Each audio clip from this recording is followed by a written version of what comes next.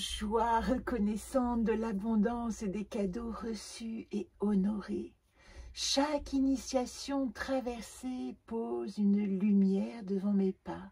Son éclairage me révèle la voie de ses précieux encouragements. Nourri pendant 12 lunes de cette pleine conscience de mon cheminement, je rends grâce, je remercie et je bénis de paix et de guérison le monde qui me porte. Voilà le magnifique message de cette 12e gardienne qui arrive avec la 12e nouvelle lune du Sagittaire dont je vais vous parler tout de suite.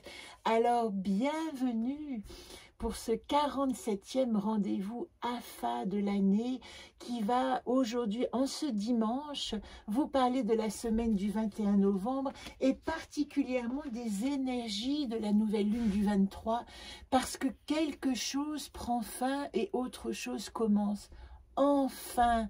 Et vous verrez qu'il y a de quoi avoir de la joie et de l'enthousiasme dans ces énergies symbolique, cosmique qui nous accompagne tous. Donc, si vous avez eu des moments de grand désarroi et de grand chaos, faites confiance que l'invisible vous prépare à quelque chose de plus grand pour vous-même, nous prépare à l'entrée dans l'ère du Verseau qui, vous le verrez, sera particulièrement effective à partir du printemps.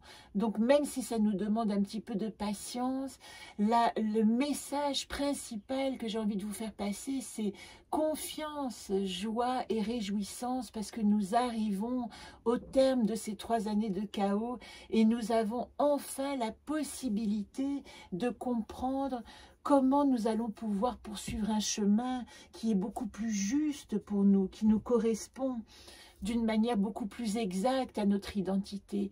Et si des paramètres se sont en allés de votre vie, alors des paramètres humains, des amis ont disparu de votre existence, d'autres ont jailli, des nouvelles conditions inattendues se sont proposées, des choses se sont écroulées, et bien aujourd'hui, avec cette lune, il est question de faire confiance à ce que l'invisible nous prépare. Alors vous voyez, nous avons ici moi dans le monde, moi Jaqen, qui n'est autre que le symbole du yin, de l'action juste du guerrier au repos, et ici qui parle de réconciliation, de Janus, c'est-à-dire de conciliation entre notre yin et notre yang pour devenir un guerrier de lumière entier composé de son féminin et de masculin. Ça, c'est le moi de la coupe de la 12e gardienne. Et puis, dans le monde, ozone, traverser les paysages à l'image du Sagittaire, être un voyageur cosmique, être un voyageur de notre propre voyage. Il est un long voyage pour arriver au voyageur, nous alerte le monde. Et c'est ça que nous sommes en train de vivre, ce long voyage qui nous amène à nous-mêmes. Alors, je vais vous faire dans quelques minutes le tirage Solune collectif avec les autres cartes. Alors, vous savez, quand je fais un tirage, et si vous tombez dessus, là, dans cette vidéo, c'est qu'il est fait pour vous parler à vous. Si vous avez déjà le jeu Solune, alors est-ce que j'ai la couverture ici? Non, évidemment. Mais si vous avez déjà votre jeu Solune avec la roue des gardiennes, eh bien vous pouvez regarder où nous arrivons ici. À 11h. À 11h, nous trouvons à 12h, nous trouvons la 12e gardienne. Nous sortons de cette 11e gardienne qui était vraiment la grande femme qui marche. Et ici, nous rentrons dans la gardienne de la reconnaissance et de la gratitude. C'est pour ça que je vous invite à relire, si vous l'avez, le livre de Jamie Sams, le conte de cette 11e gardienne, décidément, c'est parce que nous ne sommes pas encore à la nouvelle lune. Mais les énergies de la nouvelle lune, on le dit, influencent déjà 3 jours avant et 3 jours après. C'est pour ça que je me permets de vous faire ce tirage un petit peu en amont. Qu'est-ce qu'elle nous dit, Jamie Sam, dans ce conte? Il est question d'une cérémonie de bénédiction d'enfants nouveau-nés à qui on va donner leur nom spirituel. Et moi, je vous invite à activer cette possibilité de créer un rituel, une bénédiction pour vous, d'aller rencontrer votre nom intérieur qui ne se dit à personne, que à vos dimensions spirituelles. ce nom, il vous permet de voyager dans votre dimension spirituelle hors de votre peau, de notre incarnation. Il est comme l'identité qui dit « je suis prête à aller explorer les autres dimensions de moi-même ». Donc si vous avez le temps, ce serait formidable que vous puissiez trouver un moment pour créer une bénédiction toute personnelle, peut-être allumer une bougie, mettre un peu de sauge ou aller dans la nature, vous adresser aux esprits de la nature, aux animaux, aux végétaux, essayez de prendre le temps d'écouter peut-être leur message et d'entendre peut-être aussi la voix de ce nom qui n'appartient qu'à vous-même. Et à partir de là, vous pourrez à chaque fois, en vous nommant vous-même par ce petit nom, accéder à votre dimension spirituelle, aller rencontrer les parts secrètes en vous et pourquoi pas les révéler. L'animal totem de cette douzaine gardienne, c'est le bison blanc. L'abondance pour les cadeaux reçus. C'est pas par hasard que nous rentrons dans le mois de décembre qui nous dit Noël. Nous avons à nous recevoir et à partager les cadeaux de l'existence, les cadeaux du présent. Voilà une jolie répétition dans la métaphore, mais c'est ça. Le présent est un cadeau et dans quelle mesure je peux activer ma possibilité de reconnaissance pour tout ce que j'ai reçu. C'est ça qui compte en ce moment. Alors j'avais prévu de vous parler des énergies, parce qu'elles sont magnifiques, ces énergies, les énergies globales. Quand je vous parle des énergies cosmiques, je ne vais peut-être pas tout vous dire de ce que j'ai écrit, mais quand on parle des énergies cosmiques, c'est une manière de vous dire, ne pensez pas que tout ce qui vous arrive n'arrive qu'à vous-même.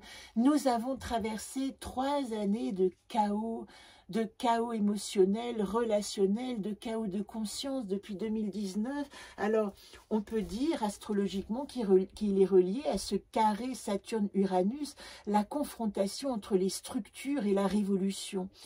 Et ça, ce carré va totalement prendre fin au printemps 2023, parce qu'au printemps 2023, il se passe dans le ciel des choses extraordinaires. Je vous en parlerai évidemment plus tard, mais là déjà, vous pouvez simplement accueillir ces informations en vous disant « Ah, voilà pourquoi je me sens comme ça, voilà sur quoi je peux m'appuyer, que je ne m'inquiète pas, que ce n'est pas mon état intérieur qui est complètement à côté de la plaque et que c'est très grave parce que je suis le seul dans cet état. » C'est l'état du monde actuel que de passer de l'ère du poisson à l'ère du Verseau et élaborer cette étape de transition. Nous sommes comme dans un accouchement, mort et renaissance. D'ailleurs, ben voilà, Wood qui passe, mon grand gardien. Mort et renaissance. D'ailleurs, nous sommes dans un jour 22, le 23/11/2022, donne 22/4, incarner la spiritualité dans la matière, mais il donne aussi le 13/4, et le 13 parle de quoi? Mort et renaissance. Alors, si vous avez votre carte du ciel, regardez dans quelle maison agissent les planètes dont je vais vous parler en 2 minutes, quel secteur vous touche, particulièrement les planètes rapides, Mercure, Vénus et Mars, qui sont ce qu'on appelle des planètes personnelles, puisqu'elles transitent très rapidement dans le ciel, donc elles touchent vraiment notre thème natal. Alors que les autres planètes, à partir de Jupiter, sont dites transpersonnelles. Elles appartiennent à toute une génération. Voilà pourquoi je fais un petit intermède au niveau de Saturne qui va donc rentrer enfin en Poisson, qui va quitter le Verseau. Et vous voyez comme toutes les structures ont été mises à mal, comme on a voulu nous donner des lois, nous imposer des choses pendant ces 3 années. En rentrant dans le Poisson, Saturne va parler de plus d'humanité dans notre structure, de retrouver la dimension d'humanité en nous. Et il s'adresse, comme vous savez peut-être que Saturne fait sa révolution en 28 ans, 29 ans. C'est pas tout à fait égal son cycle. Il va traverser environ chaque signe pendant 2 à 2 ans et demi. Et là, pendant 2 ans, il va être dans les poissons. Et ceux qui sont nés entre, je crois, 1964 et 67, vivent leur 3e retour de Saturne. Ça, c'est très intéressant parce que dans le mode d'emploi, si vous me suivez un peu, et c'est le moment pour ceux qui sont dans cet état-là, dans cette étape là plus exactement, vous allez vivre le troisième retour de Saturne. Il dit, qu'est-ce que j'ai pu intégrer? Eh bien, à 28 ans, qui était mon premier retour, hein, entre 28 et 30 ans, et qu'est-ce que j'ai pu intégrer maintenant? Ça, c'est la roue de vie, je suis en train de sortir les modes d'emploi, j'en ai fait pas mal. Qu'est-ce que je vais pouvoir intégrer? Tadam! Au cours de ce cycle, c'est-à-dire que ici, j'arrive à 28, qui va me dire, je rentre quand même dans la concrétisation de ma matière, dans l'arbre d'aimer. Si vous êtes curieux de ces modes d'emploi, j'en parlerai pendant l'école du jeu 2023. J'en parlerai aussi quand je vous rencontrerai au Chalet des Créateurs ce week-end. Hein, pour ceux qui veulent venir sur la route de Saint-Gervais, j'y serai toute la journée vendredi. Et samedi prochain, je serai à nouveau à Livre en Tête à Salange. De toute façon, nous aurons des rendez-vous réguliers. Vous savez que j'ai créé l'agenda 2023 à cet effet. Tous les mois, une rencontre Zoom en direct. Et toutes les semaines, nous allons, comment dire, apprendre à nous servir de ce mode d'emploi, ausculter chaque fiche. Donc il y aura un mois où nous ferons notre cycle de Saturne pour ceux que ça intéresse. C'était un petit aparté sur le travail que je vous propose. Alors, il y a beaucoup de choses à dire sur cette nouvelle lune, mais principalement retenez qu'elle se passe dans les premiers degrés du signe du Sagittaire, et ce degré 2 du Sagittaire, symboliquement, il définit très fidèlement les énergies que nous recevons pendant cette lunaison.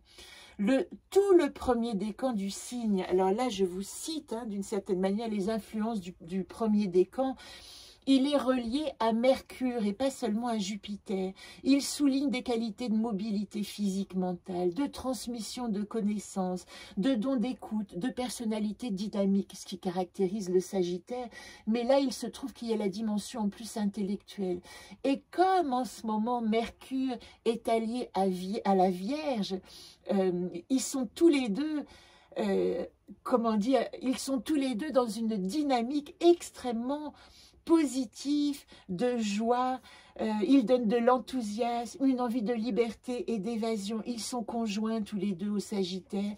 Là, il nous dit, c'est la partie positive, hein. Moi je préfère vous parler des parties positives. Chaussons nos lunettes roses.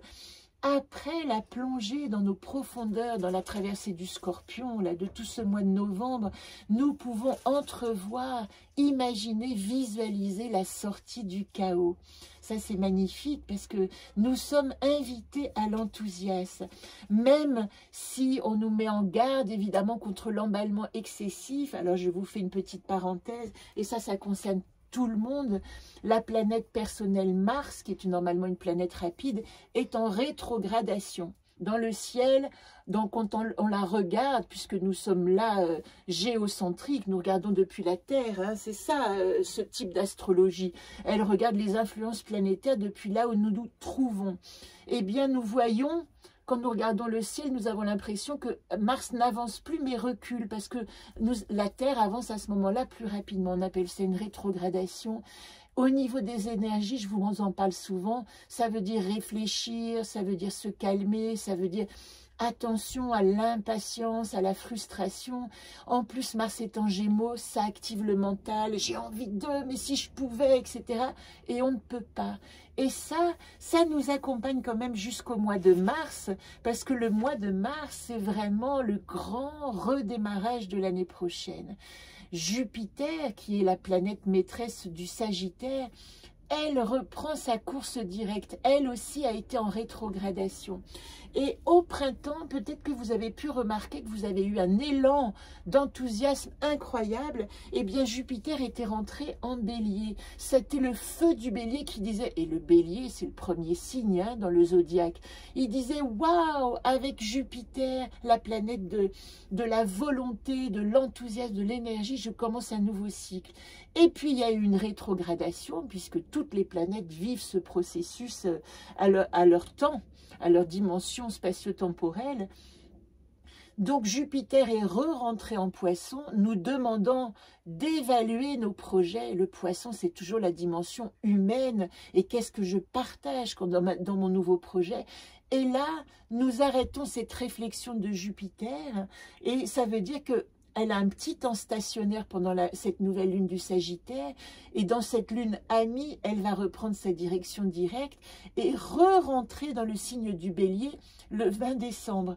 Donc nous en sommes vraiment à un moment de faire le bilan des énergies d'enthousiasme qui nous ont surprises au printemps et comment nous allons pouvoir les mettre en place. Tout ça, en ce moment, c'est beaucoup une question de mise en place. Il y a une possibilité de place pour le nouveau, pour se renouveler, réactiver la foi, réactiver un ancrage. Le Sagittaire tire une flèche, mais il ne tire pas de flèche sans avoir assuré la stabilité de sa position. Et c'est ça qu'il nous demande, ce Sagittaire, c'est de stabiliser notre posture pour que notre flèche vers la dimension spirituelle de notre action puisse aller dans la bonne direction. C'est beau quand même ces images, non?